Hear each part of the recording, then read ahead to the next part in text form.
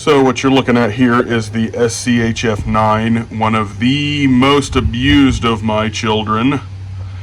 This is probably the first big blade bushcraft knife that I ever bought, and I have abused the finish off of it about halfway, and then I decided to just completely strip it before I knew what I was doing. And I used a vibrating sander on it and turned it into the ugliest of the ugly, guys. I've used it as a spatula for cooking. I've used it to chop down trees, baton firewood. I have done just about everything wrong to this knife that a guy can do. I've always almost tried to season it with spray cooking oil so that I could use it. I didn't want to use like a gun oil or something on it, so I've tried to keep food grade oil. I've painted the scabbard. I actually have the pouch for that. This pouch comes on it, but I mean, I use it for a stone in a different kit.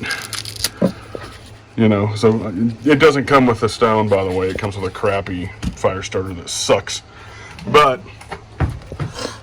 still love this knife. Still probably one of the most favorite knives I have. We did take the micro bevel off of this. It's just easier to sharpen. So it's not quite factory spec these days. I've used it to do char cloth, like flint and steel char cloth, and I just take the back of this knife and just barely hit at the edge of a piece of flint or whatever to catch a spark. So that's why it's got big gouges in the back of it. I mean, this, if there's ever been an abuse test of this knife that wasn't absolutely absurd, where somebody was hammering it through bricks but used it for practical things but still did moderate abuse to it, that's my ownership of this freaking knife. So I guess I'll show you. You know, it does good striking ferro rods. It's a good chopper and a great baton knife. So it's just one of them big bruisers for in the woods. So I guess I'll do a little bit of demoing on some of that. I absolutely love this knife. It's totally affordable. It's heavy. One more thing before I forget is it doesn't really, like if you're batoning or hitting hard, it does not like transfer vibration into your hand, which is awesome. This thing is really good about not just vibrating into your hand and being absolutely unbearable. So we'll do a little bit of chopping, but figured I'd never done a review of this, so I mean, spoiler alert, absolutely fantastic knife, absolutely durable, and I would buy another one in a heartbeat. So yeah, I probably will. When people ask me about what would be a good knife that, you know, heavy enough for batoning and it's not going to break on me, it's going to last a long time and it won't break the bank, it's the SCHF9. So I'll do a little bit of demoing, and yeah, you should buy one. One more thing I want to mention about the scabbard. I've used it, abused it, but it works good on like the Condor rigger belts and the, you know, thicker Cobra type belts with the Cobra buckles and junk like that. Has a plastic insert. It is like mid-range as far as the scabbard goes. So you got the hard plastic insert, you're not going to fall and jam it into your leg. So that is an absolute plus as compared to the nylon ones that are you're just waiting to have a false sense of security while you get your blade stuck into your femur. So yeah, good scabbard for the money. I don't expect more for the price I paid for it, and it has held up. I've had this knife for like 8 or 9 years. So yeah. It's done a great job, still holding together. Been abused, obviously. The scabbard is good. Okay, so I'm going to first do the demonstration for the ferro rod. This is the one I keep on my keychain. So here's a little bit of dryer lint. I'll just change the camera here. Okay, this is the ferro rod from my keychain, and it's been a minute, but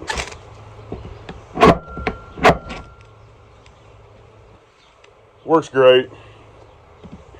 Does what it's supposed to do.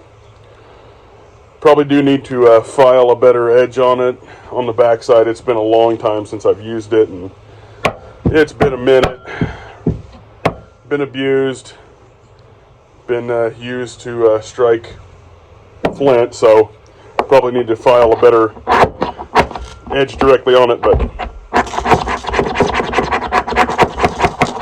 it'll get the job done. This is an all around. It's adequate for everything that you would want it for. So on that note, I guess we'll go do some chopping.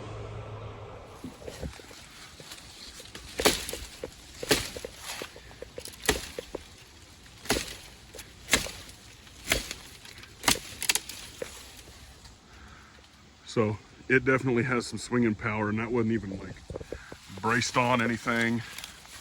I'm just kind of cutting my way into it here. Okay, so I'll just knock a little bit of that off so you can see what I'm doing here. Obviously no problem with sharpness, as this is a pretty fresh edge on it.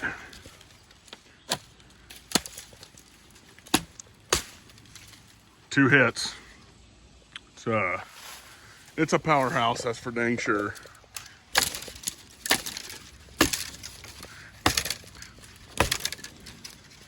Definitely need to brace on something, but it definitely will hold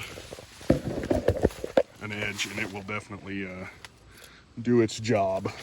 That's no doubt.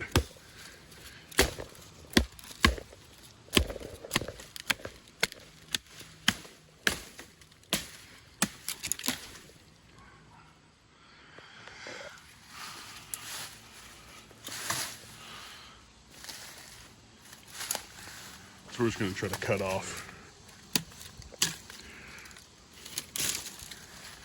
right here, see what we can do here.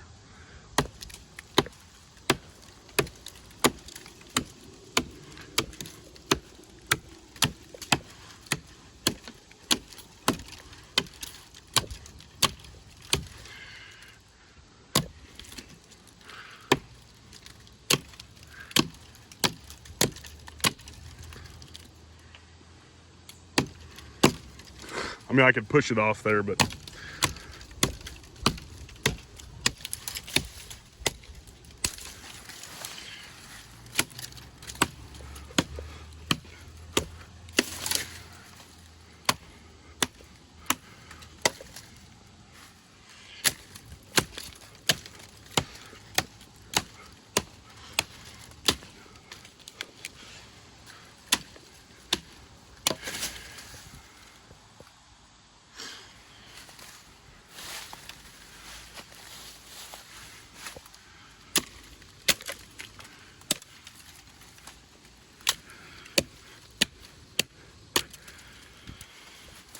maybe it's some of the weight from it not being like a full flat grind, but no like vibration again in the handle, just absolute crazy deep cuts.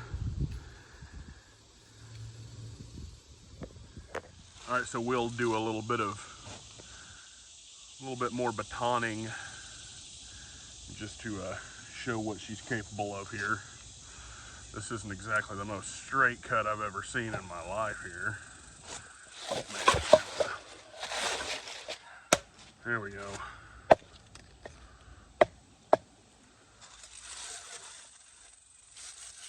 And you just give her a go.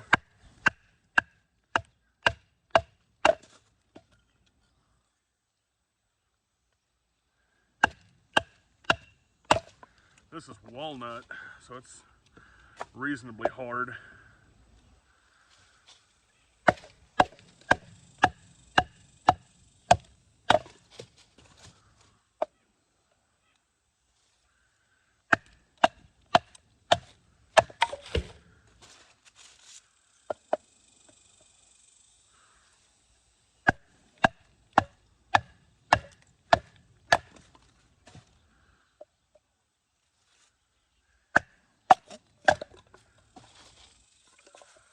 And then obviously the softer wood will just, you obviously have to have a reasonable edge on it to do that, but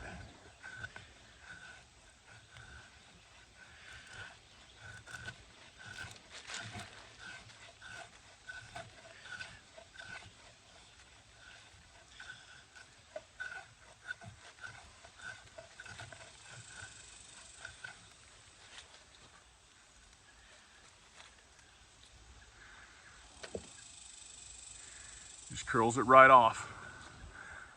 My suggestion on this knife is remove the micro bevel, use a work sharp, and it'll be easier to sharpen on a stone at that point, and you can keep this thing touched up. Probably my favorite budget blade of all time. It's like 54 bucks or something like that. I'll post like a current Amazon listing for it as of August 3rd. So yeah, great knife. This one's been abused, but I'll post the, you'll see the, you know, it's a lot prettier when it's got its coating on it, but I had reasons to try to remove the coating. Did a bad job of it when I was first starting out, but this is still my favorite knife. So yeah, go get you one.